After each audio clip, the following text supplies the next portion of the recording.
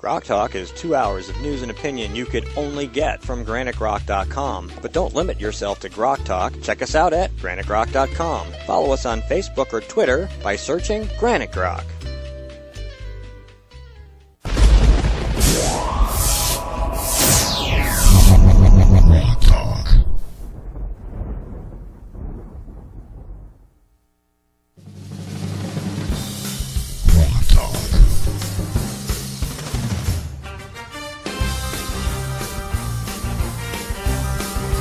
It's Hawaii 5-0 on GrokTALK.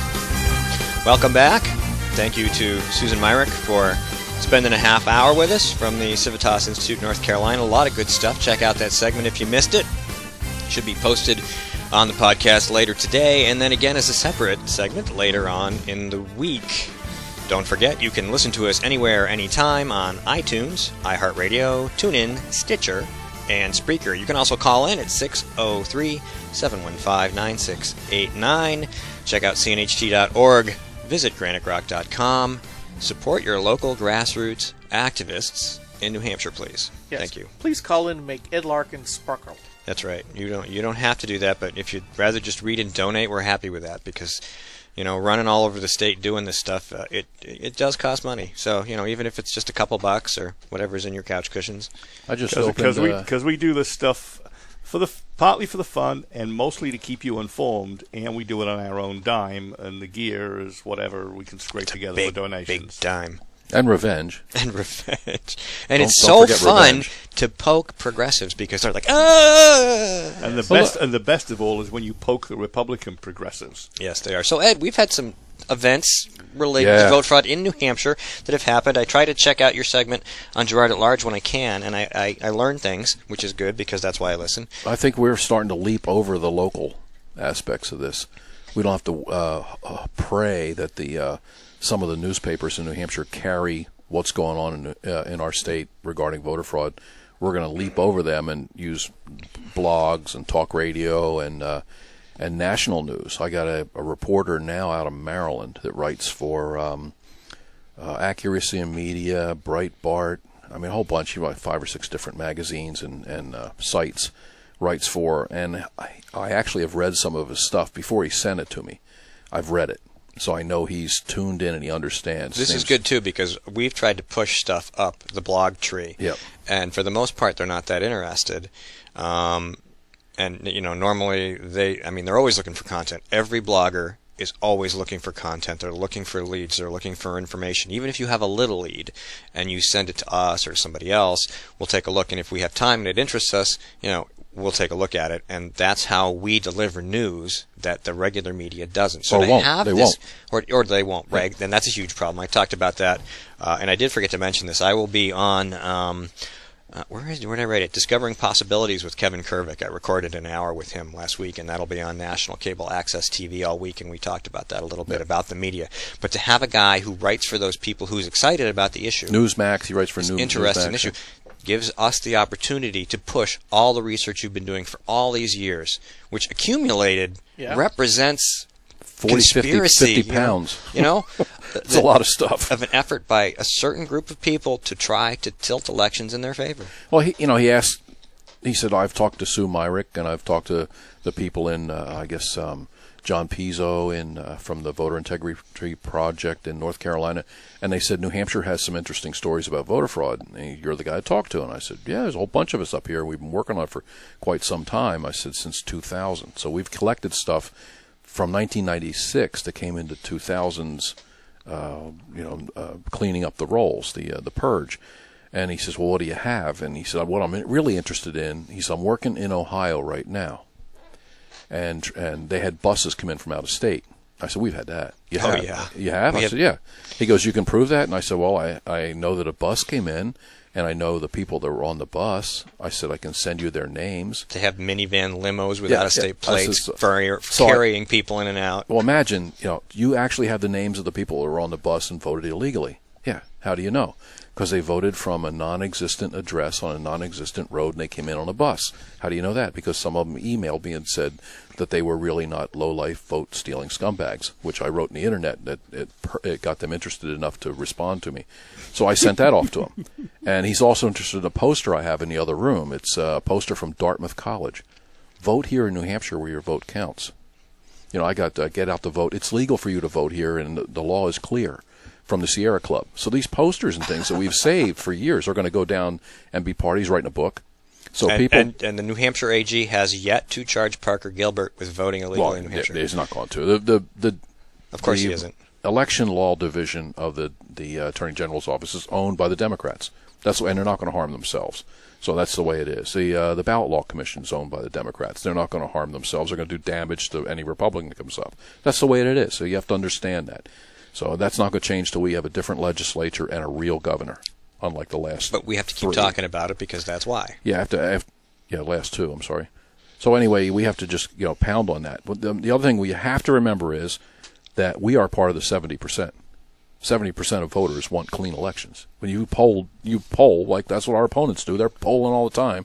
Well, 70% or more of people in the United States would like to see clean elections. Even 65 to 70% of Democrats want voter ID and clean elections, but the voters are on our side. The core left fringe part of the party is going to fight this tooth and nail because that's the only way they stay in power. And they lost in North Carolina. They've actually lost the state, and they've lost the legislature. They lost the governorship, and they got laws enacted.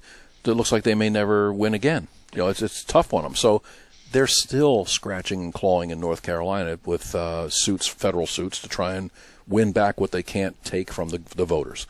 So that's what we need here is we need the voters in New Hampshire to say enough, and we're going to pound on it with Granite Grok and Gerard at Large and CNHT's websites and our activity. But we have invested in exposing voter fraud, and those investments are starting to return with an interest by the public and national media. Yeah, and if you get enough of the public to be interested, you'll eventually get to clean elections. That's step one. North Carolina is only at the first step of a God knows how many step process. They were the state I mentioned in the break where they have a Republican supermajority, and the spending is still going up, and the taxes are still going up because half of them were progressives. Well, they passed good election law, so that's our thing today. Yep. It's a lot easier to get rid of those progressives if you have clean elections. Yeah. Skip, you had a question? Yeah, it just shows the general tendency that, we as conservatives want to follow the law. We just want people to follow the law because it's supposed to be an open and transparent process, not only in what happens within government, but to elect our government. But now we see basically it's all about the politics, not about the law. It's about who can gain the power to do what they want. And we see the lawlessness. We complain about it. You see it in the national press. You see it in the blogosphere, how lawless Obama is in changing this law, that law, whatever, just unilaterally becoming the legislative and executive branch, and in some times, like with DOMA, the judicial branch as well. But we've been talking about the State Attorney General's office here in New Hampshire where they just refuse to follow the law. It's all about the politics. And I see this happening more and more and more, and it's only going to be to the ruin of both the state and our national polity, basically the country. People more and more are saying, if the legislators aren't going to follow their primary law, and this goes back to Ian Underwood's testimony on the gun bill, but I'm seeing it in other places as well, people are starting to really question, if our legislators aren't going to follow the law, if the judiciary is not going to rightly divine upon the law, why should we? Why should we follow the law? And you're starting to see that whole rule of law starting to crumble, and only bad things can come of it. Well, that's exactly what they want. I mean, what is Marxism? Marxism is the destruction of all institutions that are in the way of Marxism, right? So Correct. If you create anarchy, the only thing that's left standing is the government that has all the guns and ammo, and they just march in and say, okay, police state, we're going to keep order. And of course they don't keep order because they can't. But you end up with this chaos. I mean, the destruction of the culture is intentional. The destruction of society is intentional. They have to destabilize state governments and local governments. It's like they have arson. They have to destroy churches. They have to destroy voluntary associations. They have to destroy, even in the end, the unions that are the hand that's feeding them. Feeding the crocodile, hoping to be eaten last.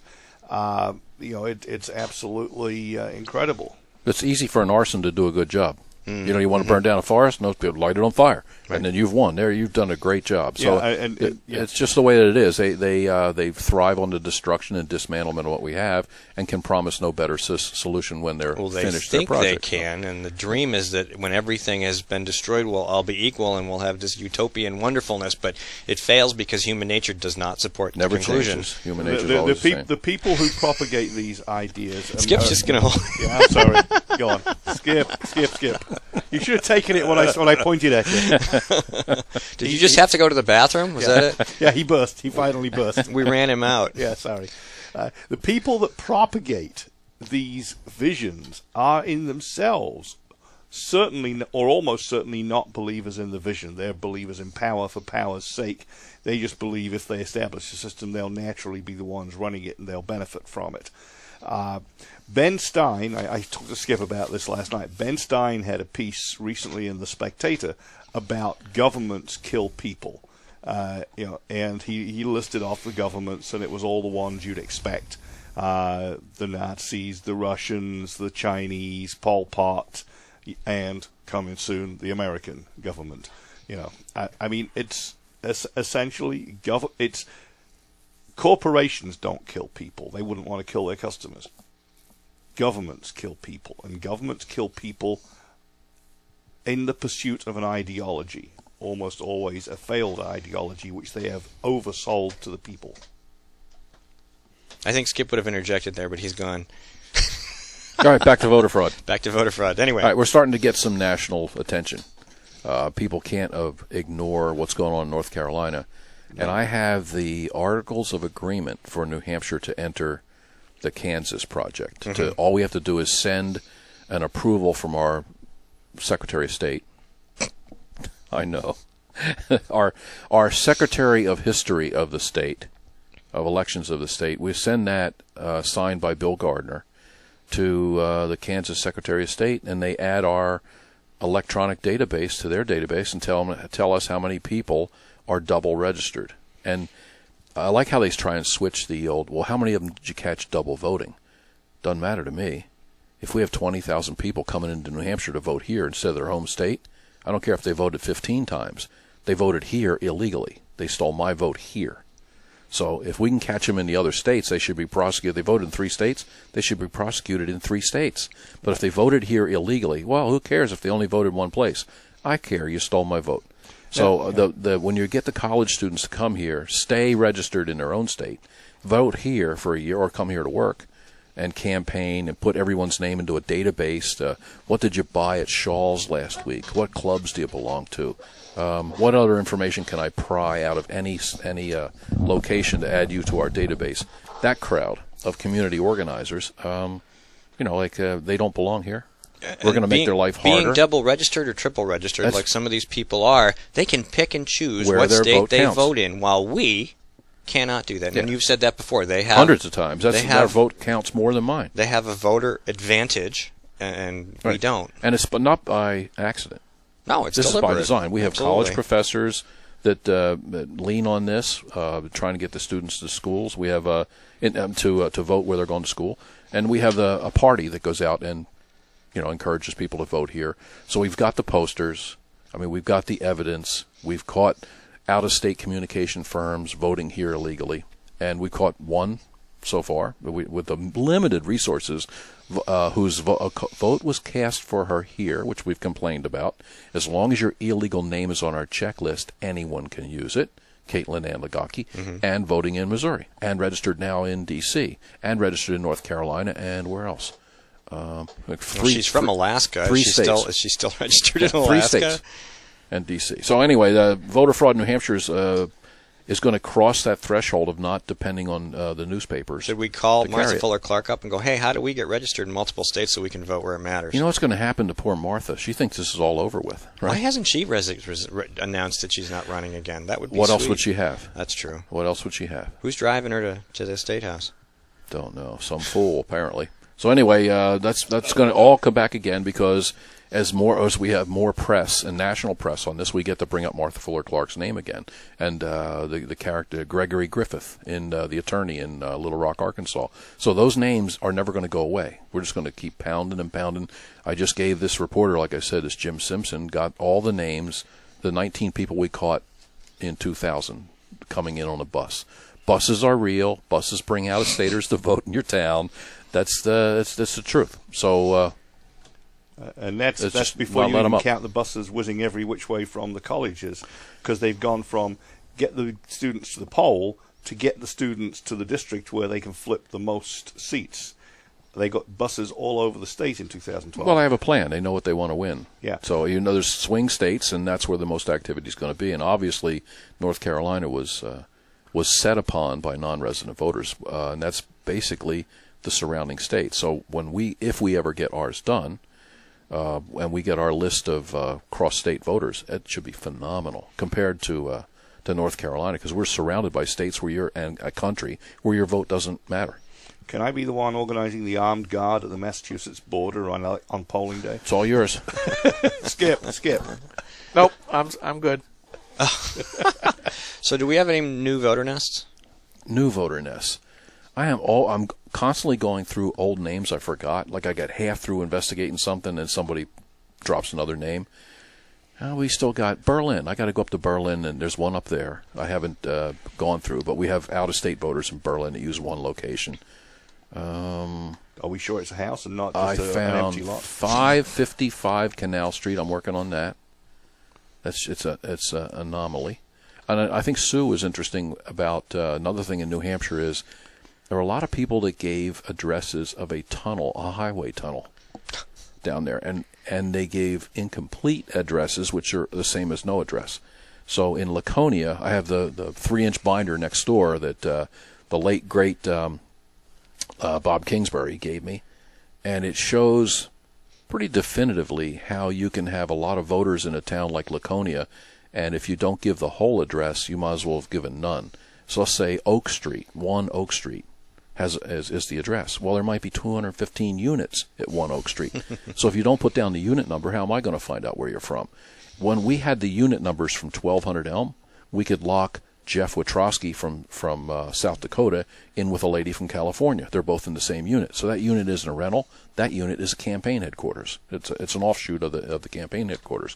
We are going to find out, hopefully, who paid for those units. Things like that. So if you're a Democrat activist and you're from New Hampshire or another state and you think this is over, wait till we start undoing the nests, like the owners in Meredith, Millie Knudsen in Milford, the Kalix on 149 Steinman Street. I'm not going to let them up. We're going to pursue them every year. We're going to see. Once again, their name's going to be on the Internet. Who's voting from the Kalick residents at 149 Steinman Street this year? The Elena Biden did before. We were laughing about this, me and a couple of guys from North Carolina. They caught John Edwards' daughter through her excuse for not being on a jury was that she was not an American citizen.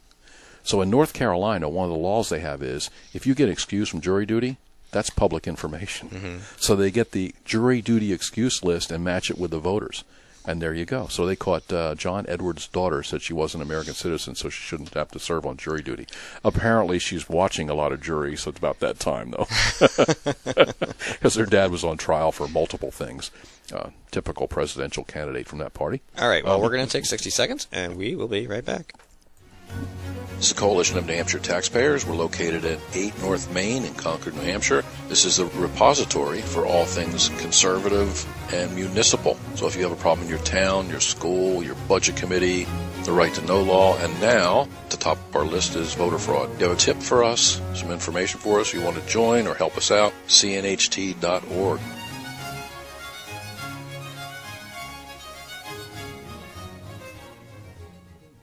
Hi, this is Rich Gerard, host of Gerard at Large in the Morning. The Manchester area's only locally owned, locally operated, focused, and interested, riveting radio show, heard live every Monday through Friday from 6 to 9 on 90.7 FM WLMW New Hampshire Family Radio, and available 24/7 live or archived at GerardAtLarge.com. Be sure to tune in.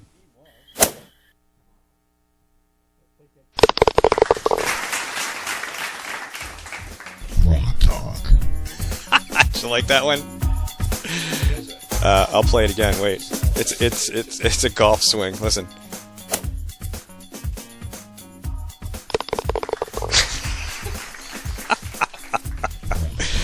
I was getting a little punchy late last night. Here, let me take you back in. Oh, sorry, bad timing. Okay, there we go. That's the golf swing Obama doesn't get. That's right. A hole-in-one. Yeah, that is a hole-in-one. And hey, you're listening to GrokTALK. That is a hole-in-one.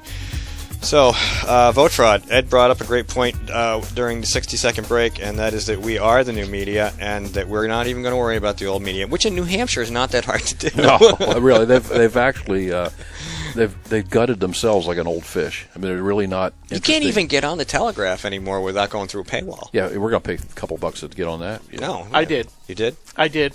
So if there's something on there, let me know. I'll scrape it. But see, the UL, I get the Sunday paper, so I get online, but that's it, and I just get the coupons. That's what. That's all I want. Well, every once in a while there is a story we want to report upon, but you're right, because WMUR doesn't have as many people as it used to. The UL is undergoing a layoff. Gone. The Telegraph had lots of layoffs and got resold. Same thing in a lot of other places. They're being run by the Milford Cabinet now, I believe, right? Yeah, I mean, there's a bunch of the old line, quote unquote, mainstream media, which is getting less and less and less. Things are bad when John DeStazo leaves the union leader and goes to New Hampshire Journal. That means he's not a journalist anymore, right? If you're only a blogger, he's technically a blogger. Yeah. If it's not on paper, it's not real, right? Well, I think that. Wait a minute. Well, in the totem pole of media, that's correct, because again, we got pushed out of the AFP New Hampshire event, the Freedom Fest, because there was just no room at the inn for us. Even though I had our application in the first hour that it was announced. Yeah, we were early, and we still didn't have room for us. Heck, we're activists of the month and year, and we couldn't get in. Yeah. But wasn't that a Citizens I've been kicked United out of thing, better didn't places. they? Well, AFP got kind of hoodwinked by Citizens United, and they showed that the national TV media still reigns at the top of the totem pole. Ooh, I like when they interview each other because there's really nothing to talk about. Yeah, we are still the lowly bloggers at the bottom of the totem pole. They got nothing better to do than to talk about how they're the best and these bloggers are awful. Well, we're going to work this new media thing because it's too late. It's taken off. And I talked about this on Discovering Possibilities with Kevin Kervick. I said, it's all about expanding media. We try to do video. We try to do audio. We want to do the grok shots. We want to do the 3 to 5 minute little tutorials about issues and whatever it is. We want to build these things up and give people an opportunity to learn stuff from someplace other than. And you know what I'm so pleased about? The New Hampshire State Senate shot down the New Hampshire House of Representatives drone bill, which means that Granite Grok, if you want to donate now, we can still get the money for a drone that at the bigger events, in the big ballrooms or the outside events. Hover cam. We can have a hover cam. Could that thing put a rope up in a tree for me? I'm sorry? Could that thing put a rope way up in a tree for me? Because that would save me a lot of work. Actually, for you, you ought to look at something like that. Some of the bigger ones that can, at least it'll bring up the fishing line and bring it down. Absolutely. Well, if you could just hook a little chainsaw to it like that, it would come out. Because yesterday I was up 60 feet in a white pine tree and windy. I think that's a little bit beyond the technology right now. It's coming. Tell me it's coming, Skip. I'm depending on you. Did you see the video I put on about the hex rotors playing musical instruments? I think I have. Yeah. That was great. Yeah. You need to be able to get that thing into the tree, though, so it can't be too big. I don't even care if it's a one-way trip, as long as I don't have to go up there. That's an expensive accessory. Just crash. I want a laser beam is what I really like. Bing, just cut it off. Get a big crossbow. But we are the emerging media.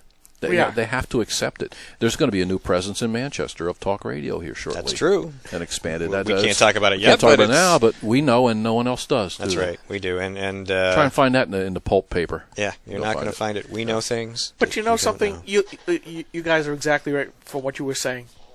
We started off with the blog at Granite Grok. Everything was typed in. Then we added the pictures when the technology went up. Then we were able to bring in this stuff called YouTube and Blip TV, and then we added the streaming audio with Smell-O-Vision. That's coming, right? No. But let me down. I don't think you want to let Ray Buckley get his hands on Smell-O-Vision. Yeah. But at that point, we maybe our voters want to know, our readers want to know what it Where are those smells like. squirrels? Yeah, right here. What it smells like inside a Democrat voter nest. Probably smells like the inside of that refrigerator. Anyway, please, let's get finished. I mean, we have gone through the technological thing where, yes, being techies, I have always tried to put Granite Grok one step ahead. We were doing live streaming audio before it was the big deal. Now it's no longer the big deal. Now, and we went to the YouTubes, and now we've got the streaming video, and now I'm searching around saying, not Smell-O-Vision, but what is the next big thing? The only thing I can come up with now is getting the copters, the quad rotors, to be able to do that. Here's the place we're not allowed in, right? Yeah, but basically what you're seeing right now, if you're watching us on Granite Grok, later on you'll see it recorded, but we have a TV in a box. It's the disruptive technology of the internet and all of the other stuff that used to be, you needed millions of dollars worth of equipment, either a printing press, a radio station, a TV station. I've got it all here in one little box. Yeah, it gets cheaper and easier all the time. And you folks need to understand that you can use even just Skype and the built-in recording feature in Windows, which we're going to have to test this because I think it works. And you can use that and convert that into an MP3, and you can have your own from your home with the cost of your laptop or your computer that you already own, with free software that you can get online.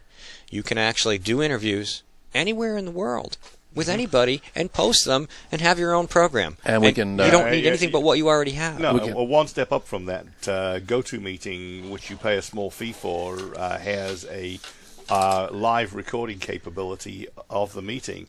And it'll record whoever's presenting plus any chat window activity all to your PC, and then you can process it and do what you want with it. Remember, though, this is compound interest.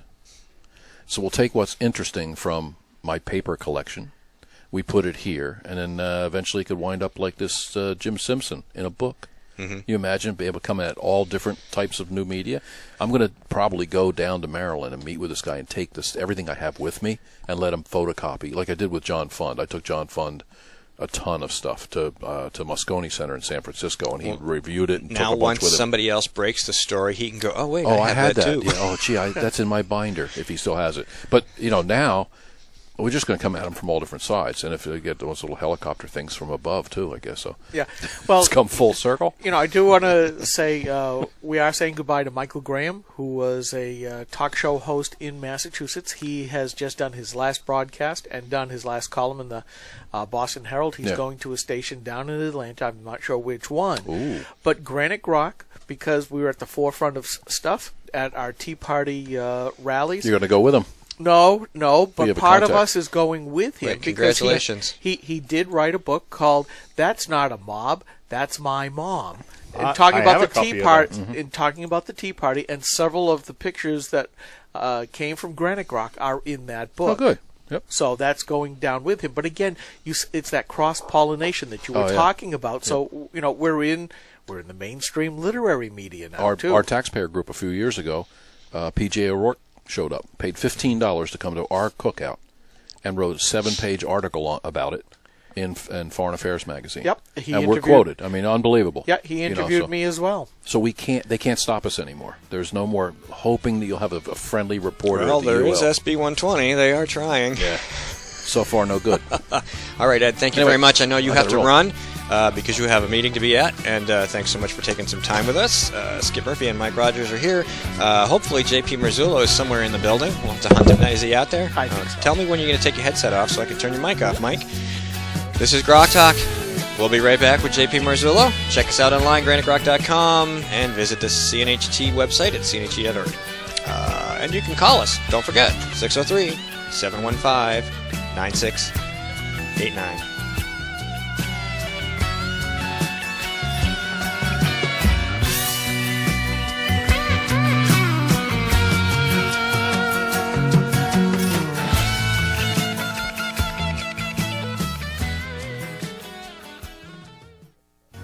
This is a coalition of New Hampshire taxpayers. We're located at 8 North Main in Concord, New Hampshire. This is the repository for all things conservative and municipal. So if you have a problem in your town, your school, your budget committee, the right to know law, and now the top of our list is voter fraud. You have a tip for us, some information for us, you want to join or help us out, cnht.org.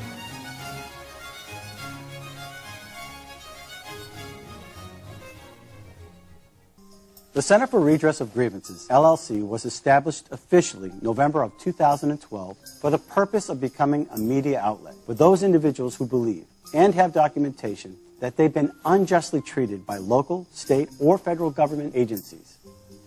Our mission is to document their stories and to get them out to the public. By collecting and organizing this data, the Center for Redress will be able to better show the public and our legislature that there are issues with some of our government agencies that may be widespread and need to be addressed.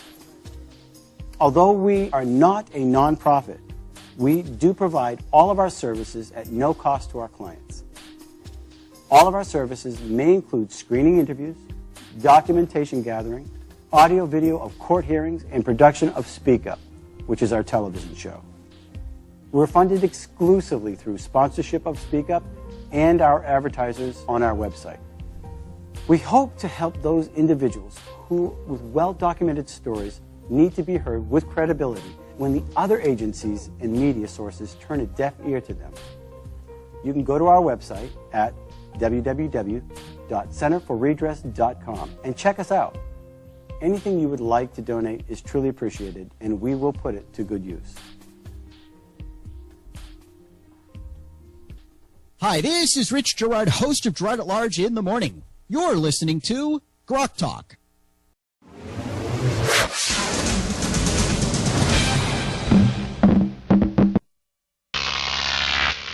Grok TV.